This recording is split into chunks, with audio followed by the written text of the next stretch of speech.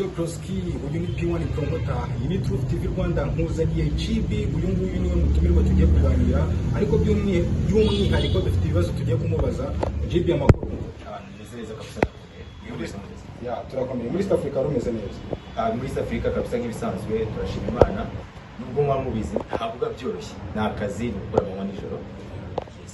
Wakoze cyane rero kwitabira buno butumire bwa Truth TV Rwanda dufite ibintu byinshi bitandukanye rero tugiye kukubazaho akaba ariyo mpamvu nagutumiye kuri Truth TV Rwanda kugira ngo usangize n'abandi bantu experience ese ni ibiki wakoraga hariya ni ibiki waruhugiyemo ni ibiki wigaga ni muri ubwo buryo so uje gutembera i Kigali cyangwa uzasubirayo utuzaniye izihe projet i Kigali.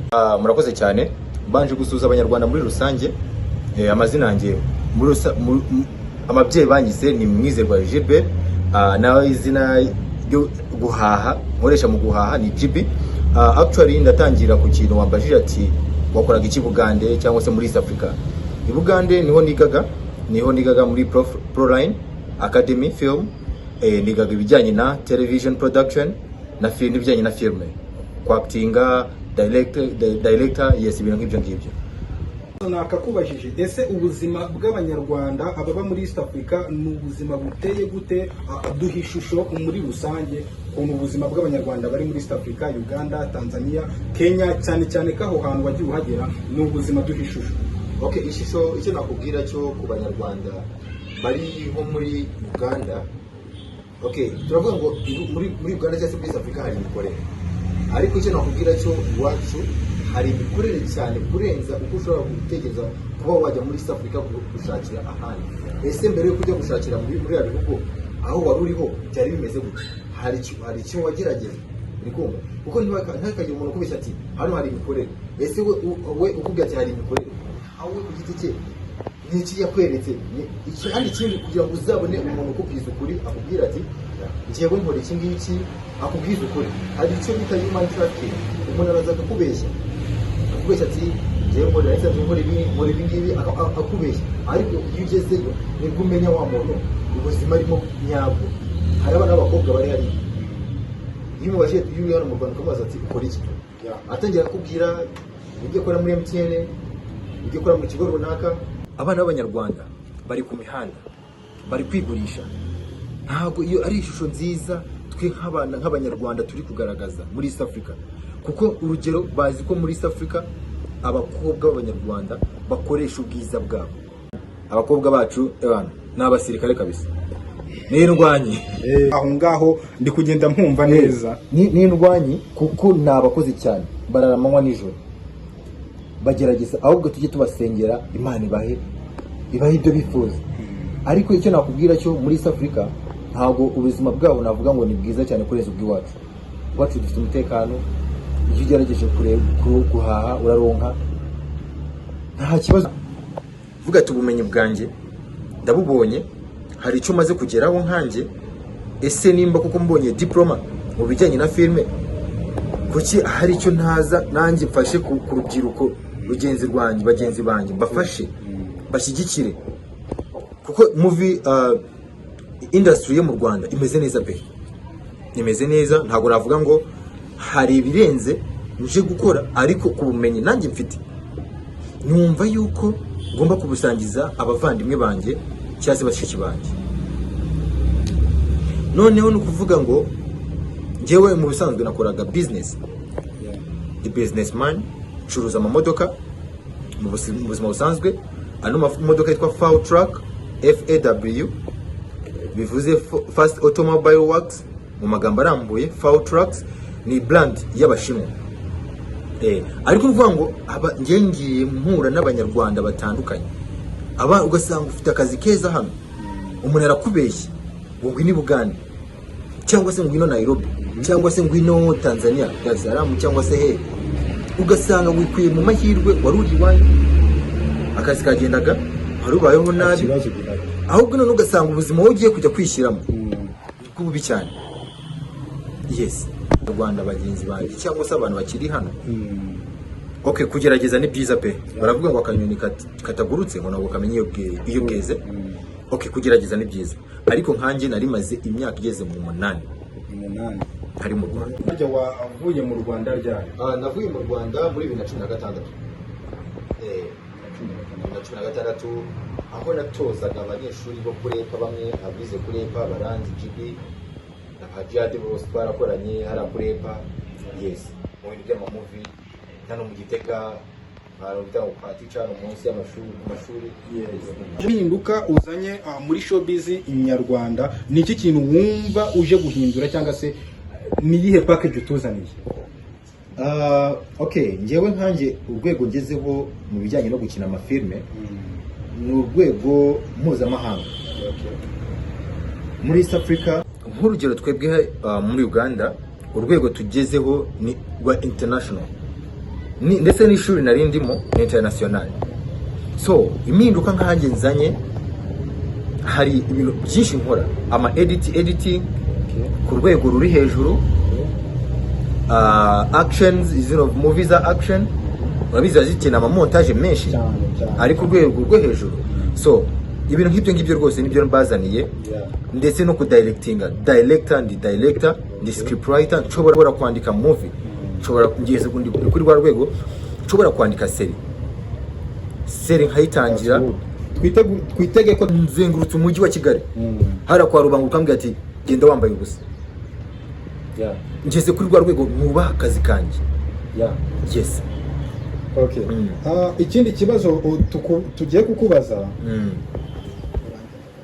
ikindi kibazo tugiye kukubaza ni iyihe challenge wahuye nayo muri ibi bihugu bya East Africa, haba mu kazi wakoraga ndetse no mu masomo yawe?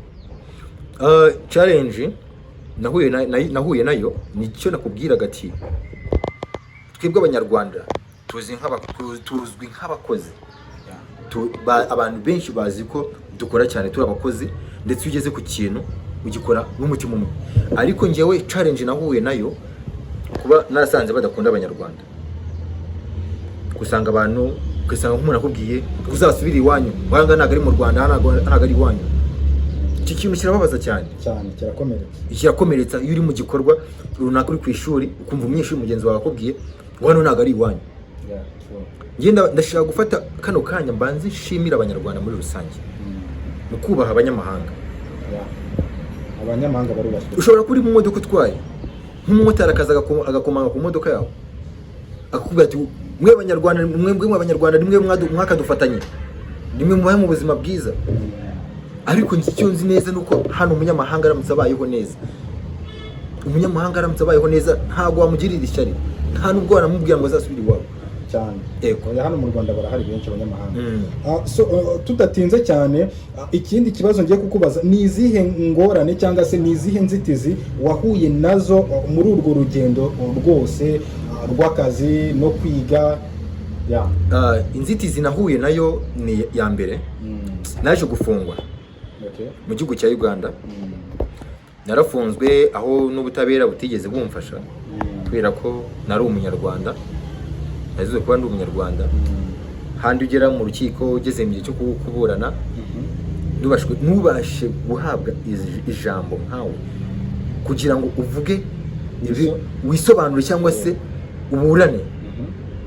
Ukarenganwa, ukabura aho ngaho, ugafungwa. Nafunzwe amezi ageze muri 6. Akazi kanjye karangirika, ishuri ryanjye rangirika, ariko kubera Imana no kudacika intege nakomeje gahunda zanjye. Iyo niyo nzitizi naba narahuye nayo, kuba narafunzwe. Abana benshi hariya barafunzwe, barafunzwe cyane rwose. Harimo n'abanyarwanda benshi ngiye nagiye mpura nabo muri gereza bafunzwe kubera yuko akwitwa umunyarwanda. Ngiye cyozi cyo mu Rwanda nta munyamahanga ufunzwe arenganwa cyangwa avuga azira kuba uwari we. Ntibishoboka. Yes, ntabwo bishoboka. Nta yindi nzitizi cyangwa imbogamizi? Imbogamizi navuga n'abajura. Ubujura burakuze cyane hara muri kiriya gihugu. Nicyo navuga cyonyine. Yes, nawe kuvuga ngo kwiga narize neza, ndetse ubumenyi bwanjye ndabufite, ariko nje gusangiza abanyarwanda muri rusange n'urubyiruko, ndetse n'ama agency menshi yifuza kuba akeneye umu acteur cyangwa se director. Ndahari. Okay. Ikindi kintu ngira ngo nkubaze unadusobanurireho cyangwa se utubwireho ni izihe ntambwe cyangwa se ni iyihe ntambwe y'ingenzi wateye muri urwo rugendo rwose, aho uri kudusobanurira uburyo wabaye muri ibyo bibazo byose ariko ukabivamo n'amasomo yawe, ibyo wakoraga, ni izihe ntambwe byibura watubwira ati uyu munsi hari intambwe nateye? Buriya intambwe ya mbere navuga ni ubumenyi, kuko ubumenyi ntabwo busaza. Nubwo nagera mu myaka 70 nzasigara ibikorwa byanjye bifite ubumenyi bwanjye butazasaza. Nize byinshi, nize amahanga, namenye ko abagande babayeho, abanyakenya babayeho, abatanzania babayeho, nari ndi muri Zambia na South Africa nagiyeyo. Ariko icyo nakubwira cyo ubumenyi cyangwa se intambwe ngezeho kuri isa, ibikorwa byanjye nibyo bigiye kwivugira. Nicyo kintu abanyarwanda bazamenya ati uriya muntu nubwo yagenze amahanga ariko hari ibikorwa ari gukorera abanyarwanda. Intambwe kandi ya mbere yindi nagezeho, ubu ngubu mfite inzu, nakuye mu kazi kanjye, narubatse Norvege, so nta kibazo, ndashima Imana pe. Yego, ibindi nibishakwa nzabishaka, bizaboneka kuko ndacyari muto ngira ngo. Yes. Ikindi kibazo nshaka kukubaza, ni ibihe bintu byiza wumva bigiye guhinduka muri iyi industry uraje? Uri kutubwira ko hari ubumenyi bwinshi cyane uzanye, ni ibihe bintu ubona bigiye guhinduka kandi byiza muri iyi game? Ndiwe ikintu numva kigiye guhinduka muri iyi game, urabona hari ikibazo kiri muri industry, ugasanga nka director agiye gukoresha abakobwa muri iyo movie mu gikorwa runaka, ariko we ashatse kubanza guharanira inyungu ze we ku giti cye. Ugasanga ugiye gukoresha umukobwa ariko urifuza ko ubanza kureba ubwambure bwe. Biraneze cyane, sibyo? Kugira ngo umugire uwo ari we. Ariko icyo kintu ni cyiza kuza mu gikorwa cyanyu kirangiza igikorwa cyanyu mugiye gukora, ahubwo musange mugiye kurengera mu gutandukira, mugiye ku ruhande y'icyo mwari mugiye gukora. Usange na wa mukobwa nimba yaramwa stress mwiza, ajye kwitwara ko ashaka, agere kuri scene yatinze, yumve ko ntawe uri bumwirukane, yumve ko ari buguha icyo wowe ukeneye, mbese mugiye kumera nkaho mugura ajenjeke. So ngiye ndumva ko ibikorwa byanjye ngiye gufokasinga mu gikorwa cyanjye, nite ku kazi kanjye. Nimba ari movie tugiye gukina, menye ngura umukinyi, nta kindi kiduhuje.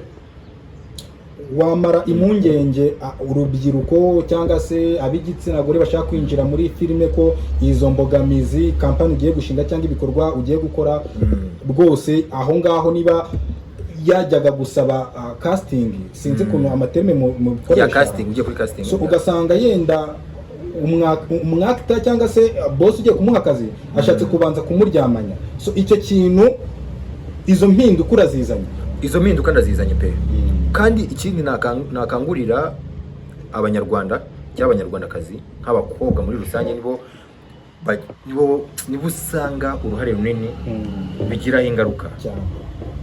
Twebwe abahungu ushaka kujya kuri casting bitewe n'ibikorwa byawe bikivugira ugacaho, ariko hari igihe umukobwa badashoboye akumva we ko agiye gukoresha ubwambure bwe. Nyamara nibyo navuze ati kora ikintu wiyumvamo, wihatiriza, kuko ikoze ikintu wiyumvamo ukora izina, ukora izina pe. So ngewe abakobwa cyangwa se igitsina gore, icyo nababwira cyo nibaze dushyire hamwe, abumva ko bashaka bafite icyo bashaka, abafite icyo bashaka, icyo nababwira cyo nibaze dushyire hamwe, twubake industry yacu nyarwanda. Ibintu byo byihohoterwa oya nta birimo, ibintu byo kugura ngo kubera yuko ugiye kuza mu gikorwa runaka ngo mbanze ngire icyo mu profitaho, oya. Icyo kintu nicyo nifuza ko cyahinduka muri industry nyarwanda. Yes, tugiye ibyo duhindura, dushyire hamwe, kuko impano ni impano. Ufite icyo nkeneye, nanjye mfite icyo ukeneye, nanjye mfite icyo wowe ukeneye, twese turakeneranye. Nta mpamvu yo kugira ngo rero maranire inyungu zanjye bwite. Yes, nicyo navuga, nabwira abanyarwandakazi. ikindi kintu nakwibariza, ese uje mu Rwanda ufite gahunda yo kwegera aba social media influencers mugakorana? cyane rwose. Ubundi baravuga ati nta muntu wigira. Oya, nta muntu wigira pe, nta muntu wigira. Ibikorwa byose ugira abantu mufatanya nabo, abaterankunga, ideas, ibitekerezo mugahabwa, sharing ibitekerezo, sibyo? Yego. Okay, ikindi kintu nakubaza mbere yuko tukurekura, ese ubona ute imikoreshereze ya social media mu Rwanda? Urubyiruko, ese social media urazibona ute aho wari uri? Ibikorwa bituruka mu Rwanda byakugeragaho? Yego, ibikorwa bivaga mu Rwanda byangeragaho, ariko icyo nagira inama nagira urubyiruko cyangwa se aba TikTokers, aba YouTubers, you know, bagerageze bahe agaciro izo mbuga nkoranyambaga bakoresha. Kuko buriya abantu, hari igihe abantu bakumenya mu rukozasoni, iyo bakumenyere mu rukozasoni ntabwo ari igikorwa cyiza, ntawe kuba. Hari ibikorwa bizakwinjira bigomba kukwinjiriza nkawe ku giti cyawe, ariko tugerageze dukoreshe imbuga nkoranyambaga zacu neza, twitware. Kuko kuri iki gihe hari amategeko agiye kujya duhana cyane, menshi cyane. Hari n'umuvandimwe wo mu YouTube bataye mu ngira ngo naramwumvishe bamwita fata ku mavuta. Ibintu nk'ibyo ibintu nka biriya rero byo kuza ugashaka guharabika umuntu, kwangiza izina n'undi muntu, ntabwo ari igikorwa cyiza kabisa.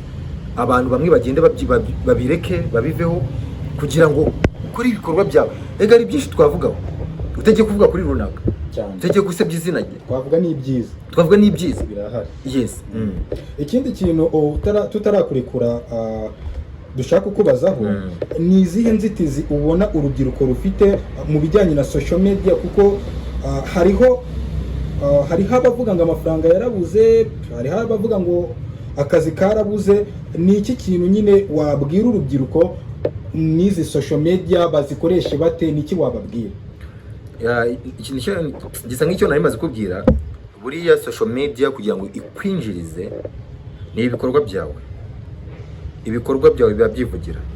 Ntabwo abanyarwanda uzaza bahe ibikorwa byiza bari kugufasha, kugutera ingabo mu bitugu, ariko nuza uharabikanya, nta kintu bazagufasha. Nta usanga ukoze gukora ikiganiro cyiza, ahubwo ugasanga ikiganiro kigeze muri 2k views, cyagomba kugera muri 10k cyangwa 50k. Twebwe tubanze tumenye imbuga nkoranyambaga turiho zikoreshwa gute, akamaro kazo ni akahe. Njyewe se nkanjye ubanze ucreating ikintu wowe ugiye guhereza abantu, numara kugicreatinga ukibahereza, nikiba ari igikorwa cyiza bazagufasha, bazagushyigikira, bazabana nawe. Yes. Ese ubona nta kibazo cy'ubumenyi bukeya burimo ku rubyiruko? Kuko turabizi twese ko izi za YouTube na za TikTok na za Facebook zirahemba. Ese nta kibazo cy'ubumenyi bukeya burimo? Kuko hari n'abatabisobanukiwe. We icyo kibazo ntabwo kibonamo? Ubumenyi bukeya, icyambere n'ubumenyi bukeya ni mu mutwe. Ubumenyi bukeya ni mu mutwe. Kuko kuri isaha ushobora no kujya, hari abantu benshi batigeze bagera mu ishuri kuvuga icyongereza. Kubera ko ahise igeze isi iri kwihuta. Ushobora no kujya kuri YouTube ukareba ati ese nkanjye ni cyo kintu nakora, ese nkungiye kuba mu content creator, bisaba iki? Ukiga kuri YouTube. Icyambere ni ugusobanukirwa ndetse no kumenya ikintu ugiye gukora, ngira ngo nta kintu.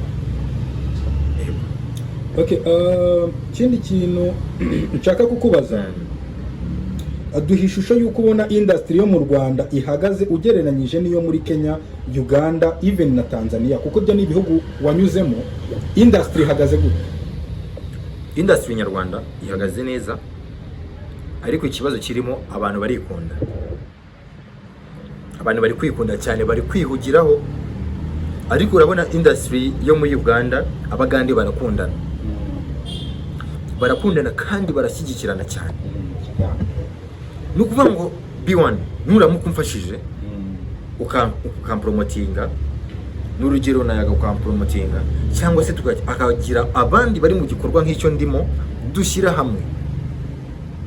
Nta muntu, ibyo navuze ati nta muntu wigira, niwikunda ibikorwa byawe bizaguma ari ibyawe, ariko nusharinga ideas n'abantu batandukanye bizagera ku bikorwa byawe. Icyo navuga rero, industry yo mu Rwanda impamvu ikiri hasi, none se kuki wibaza nuko wibaza Tanzania irahemba, okay, na population birashoboka, ariko natwe dushyire hamwe, dusharing ideas. Urabona hari abafite amasosiyasiyo y'abantu comedian, filmmakers, aba directors, bashyira hamwe bagahuza hamwe bagakora ikintu kimwe bombi bagatezanya imbere. N'undi ukiri hasi ariko ufite impano ntabwo bamurekera hasi, babandi bazamutse baramufasha kugira ngo nawe akore iki azamuke. Yes. Dusoza, ni iki warenzaho cyangwa se ni iki wabwira urubyiruko rukitinya? Icyo nabwira urubyiruko, tureke kwitinya, isi iri kwihuta kandi urubyiruko nitwe imbaraga z'igihugu cyane. Dukore cyane, dushyire hamwe.